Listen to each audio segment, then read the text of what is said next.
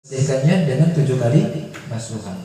Maka najis mughallazah itu tidak akan bersih kecuali dengan 7 kali basuhan dan satu basuhannya dengan menggunakan bercampur tanah. Bahkan seandainya kita pakai sekilo saja sabun untuk bersihkan, tidak akan hilang kuman itu, karena sudah diteliti oleh para ilmuwan, para dokter, ya kuman daripada anjing dan babi tadi tidak akan hilang kecuali dengan menggunakan tanah dan 6 kali basuhan tadi. Ya, itu segitunya sampai diteliti di kedokteran tadi.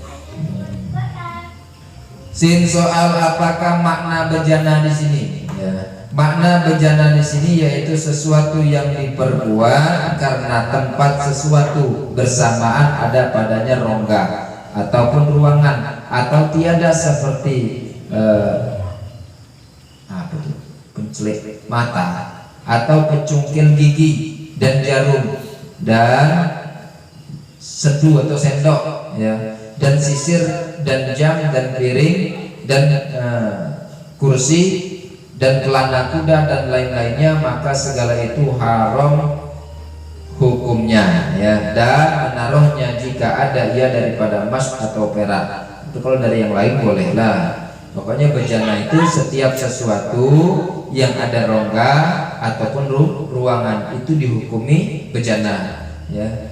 Pencelak mata seperti pencelak mata itu kalau mata main kepik gitu, ya. Ada kan main kepik itu kan? Itu kan ada rongganya. Atau congkel gigi dari emas atau jarum ataupun sendok atau sisir atau jam atau piring, ya, atau kursi atau pelana kuda yang alas di atas kuda itu, ya, maka itu hukumnya adalah haram memakainya kalau terbuat dari emas ataupun perak. Sin soal bejana yang disedur atau disolder atau dicelup dengan emas dan perak, bagaimana hukumnya? Apa sepuan, ya, emas sepuan segala macam, tapi disendok, tapi disepuh dengan emas, ya, ataupun jam mungkin disepuh dengan emas. Apa hukum memakainya tadi? Hukumnya ada tafsiran, artinya ada beberapa pendapat, ya. Satu-satunya yaitu jika tiada hasil daripada solderan itu akan sesuatu daripada emas atau perak ketika diletakkan kepada api, maka harus memakainya. Dan jika hasil daripadanya akan sesuatu itu ketika diletakkan kepada api, maka haram hukumnya. Jadi kalau seandainya yang dibakar itu memang ada emasnya, tetap haram lah, ya, tetap haram hukumnya. Tapi kalau tidak ada pakai emas segala macam tadi, tidak haram. Dan bermula ini tafsir atau perincian itu yaitu pada pihak memakainya atau menaruhnya, ataupun pada memperbuat solder emas dan perak, maka haram semata-mata, ya, hukumnya haram. Tak ada lagi pendapat ulama yang bolehkan lagi. Pokoknya nyonder barang-barang segala macam yang berlapisan emas tadi, maka hukumnya haram. Sama ada ia keluar emasnya dan peraknya dengan diletakkan kepada api atau tiada. Demikian lagi haram memberi upahnya dan mengambil upahnya tadi, ya. Yang memberi upahnya juga haram, ngambilnya juga haram, pekerjaan juga haram. Sin soal bejana emas atau perak yang disolder dengan tembaga atau lainnya, bagaimanakah hukumnya? Jawab, hukumnya ada terperinci lagi, yaitu jika tiada boleh keluar tembaganya itu daripadanya ketika diletakkan di atas api, niscaya harus memakainya. Dan jika boleh keluar tembaganya itu daripada ketika diletakkan di atas api, niscaya haram hukum memakainya. Ini tembaga tapi dilapisi dengan emas. Ada beberapa terperinci nih jawabannya, ya, hukumnya. Jika tiada boleh keluar tembaganya itu daripada ketika diletakkan di atas api, saya harus memakainya. Nanti seandainya dilapiskan tadi, terus pasannya dilapiskan dibakar di atas api sehingga tembaganya tidak keluar, tidak meleleh segala macam tadi, maka boleh memakainya. Dan jika boleh keluar tembaganya tadi, begitu dibakar di atasnya tadi, biasanya emas apa namanya? Emas sepuan, ya. Emas sepuan kalau tapi ada emas, ya. Imitasi, ya. Imitasi itu bukan emas, ya. Bukan, ya. Cuman kuning gini dengan baik, ya. sepuan baik ya, warna kuning ya. Mulai itu tidak apa-apa lah tuh ya, tidak apa-apa. Itu galak-galak korban lagi gitu ya. Jadi ibu-ibu yang penting imitasi itu galak-galak korban lagi ya. Pengen aja kita ngopeni orang tuh makanya mas KTP. Karena perempuan itu adalah perhiasan, dan sebaik-baiknya perhiasan di dunia ini al-mar'atu solehah, adalah perempuan yang soleh. Galak-galak kata lakinya bunduan tadi orang pakai gelang. Irilah dia dah saudara. Apa beli yang anu imitasi merah. KW. Iya, yang penting ada warna kuningnya be. Orang kan tak tahu juga ya. Ya Allah, itu korban suami dah. Tapi banyak bersyukur, kalau kaya tuh payah, ya banyak tanggung jawabnya. Pasal yang kelima pada menyatakan adab orang yang qada hajat. Ini adab-adab saat kita buang air besar ataupun buang air kecil, harus ada adabnya. Karena itu salah satu anugerah Allah, yang mana saat kita buang hajat itu salah satu jalan untuk mengeluarkan penyakit. Ya, kalau tidak kencing, ya kena kencing batu, operasi. Kalau tidak berak, kentut ya sudah, usus buntu. Jadi bersyukur orang bisa kencing, orang bisa berak, itu salah satu nikmat yang terbesar bagi Allah, bagi orang-orang yang berpikir, bagi orang-orang yang tafakur. Tapi bagi orang yang tak berpikir biasa lah, berak itu biasa, kencing itu biasa. Tapi bagi orang-orang yang berpikir terhadap Allah, sangat dia bersyukur manakala dia bisa buang air kecil ataupun buang air besar, bahkan kentut. Tapi harus ada adabnya tadi. Walaupun itu anugerah dari Allah, ya sembarangan. Giliran kata dengan gini pot, kentut cuma kuatnya, kata gini cobalah kentut tuh anugerah. Ya anugerah juga, tapi penyakit yang lain bisa dianugerahkan ya. Tapi galak-galak itu gitu lah ya. Kalau ini mesti tato gelan keluar ya, soleh yang kita balik ini tahan. Balik sudah balik naik motor, malu tato di atas motor. Gelan di rumah dengan bebinian, pokoknya sudah tato. Allah ya karim, ini ada adab-adabnya ya. Kentut tersendiri ada adabnya, buang air besar, air kecil pun ada adabnya. Soal apa yang dimaksud dengan qada hajat? Qada hajat itu apa? Jawab, qada hajat itu ialah kencing ataupun berak. Soal lagi, berapakah hukum-hukum yang bergantungan dengan orang yang hendak qada hajat? Yaitu ada 3, sunnah, makruh, haram. Jadi tentang orang yang buang air besar itu ada 3 hukumnya. Manakalahnya makruh, ada hukumnya sunnah, ada kalanya hukumnya haram. Lah, seandainya kita tidak tahu ya, buang air kecil atau buang air besar tanpa ada adab, tanpa ada ilmu, maka saat itu kita mendapatkan dosa. Maka susah jadi orang bodoh tuh.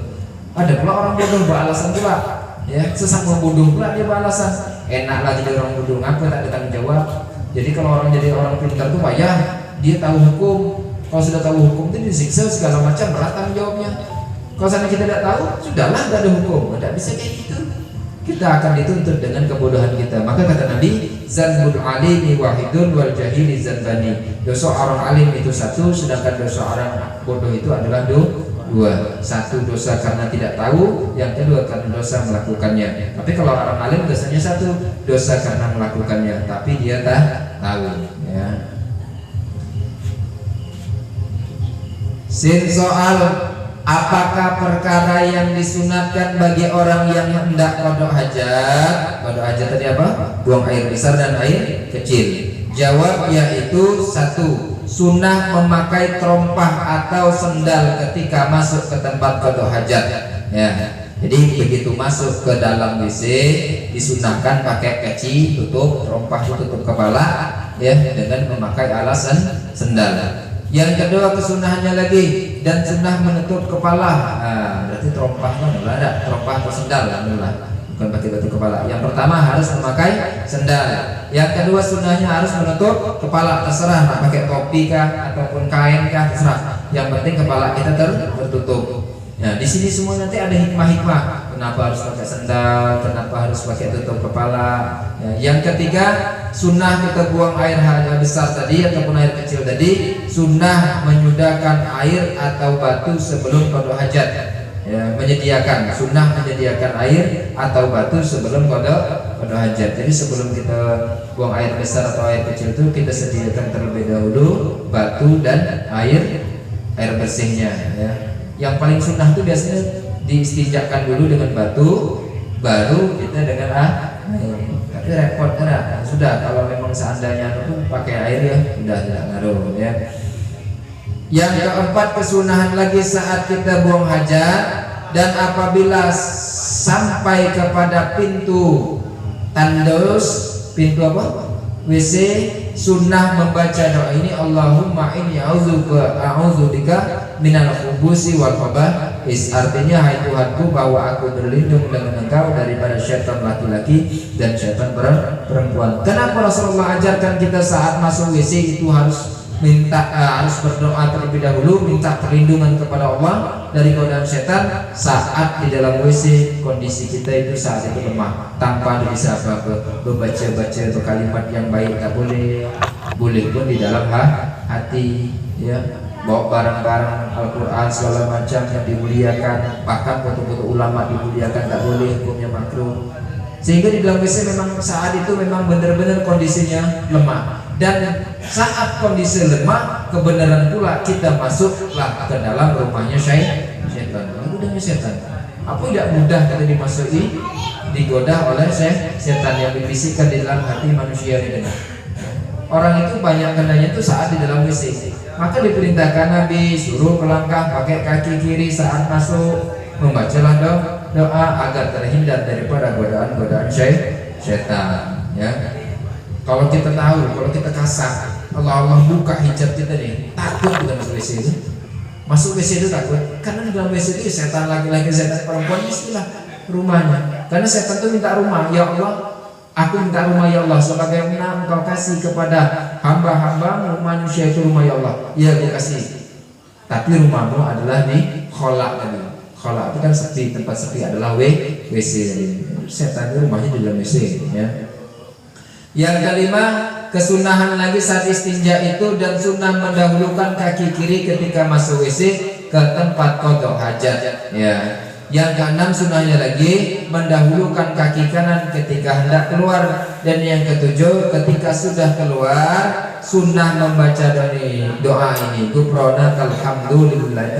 Ghufranakal hamdulillahilladzi azhaba anil adza wa afani. Nah, itu doanya saat hendak keluar daripada WC. Artinya, aku mohon ampun kepada Engkau ya Allah, bermula puji, segala puji bagi Engkau yang memperhilangkan dia daripada aku, akan kemudaratan dan menyembuhkan aku daripadanya.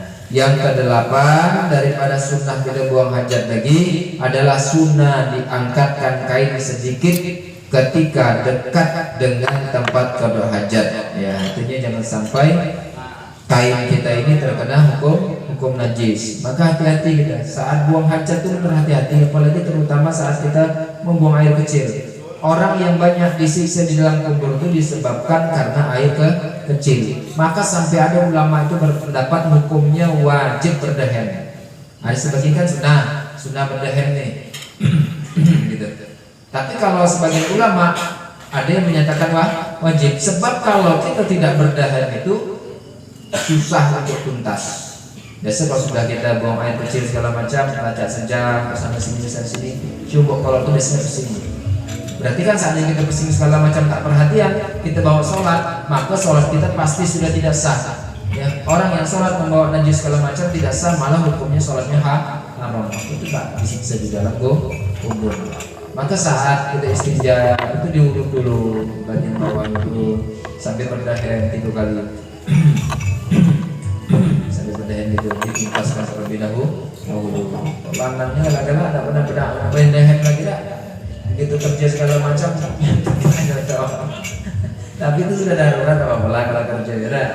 Nah, kerja apa? Tapi kalau saatnya kita sudah tidak melakukan sholat segala macam ya janganlah. Tapi kalau kerja ya sudahlah, dimaafkan lah ya. Masalah kerja tidak apa-apa lah ya, buka mecor kan apa, yang penting jangan sampai ngadap kiblat ataupun membelakangi kiblat ya. Kalau nyocor kok menghadap kiblat atau membelakangi kiblat tanpa hail, tanpa dinding, tanpa penghalang, maka juga hukumnya adalah haram ya, hukumnya juga haram, tidak boleh. Maka buang qada hajat kalau tidak pakai ilmu ya bisa saja terkena hukum haram tadi. Yang ke-9 sunnahnya lagi Sunnah diberatkan kepada kaki kiri ketika keluar hajat ataupun kotoran. Disunnahkan memberatkan di kaki kiri. Begini ya kalau buang air. Nah, selama hajatnya gini ya. Ini bisa lah gitu. Kalau tak anu itu tak terbiasa ya. Tak terbiasa itu payah. Payah. Saya pernah ngetes itu tak terbiasa agak payah. Enggak sulit perasaannya. Disunnahkan memberatkan kepada kaki kiri. Yang ke-10 sunnah di tanah lapang ketika qada hajat bahwa hendaklah jauh daripada pandangan manusia sekira-kira tiada dilihat oleh orang darinya. Sebagaimana sunnah pula berlindung dengan dinding yang ditinggikan, ya 2/3 hasta. Ya, serta mesti bahwa ada baginya itu lebar yang sekira-kira mencegahkan daripada pandangan manusia terhadap auratnya. Ya, itu sunnahnya lagi. Ya, jadi kalau seandainya kita itu qada hajat di tanah lapang, itu usahakan harus pakai pelindung. Ya, ke pelindung ataupun di dinding terserah lah. Ya, yang penting nanti pelindungnya tuh usah pula batang pohon yang berbuah jangan dikencingi, itu hukumnya tidak makruh. Tapi kalau seandainya buahnya segala macam tempat duduk orang, galak-galak kan di jalan tidak dikencingi, tempat orang duduk atau sering tempat orang lewat, maka nanti hukumnya haram.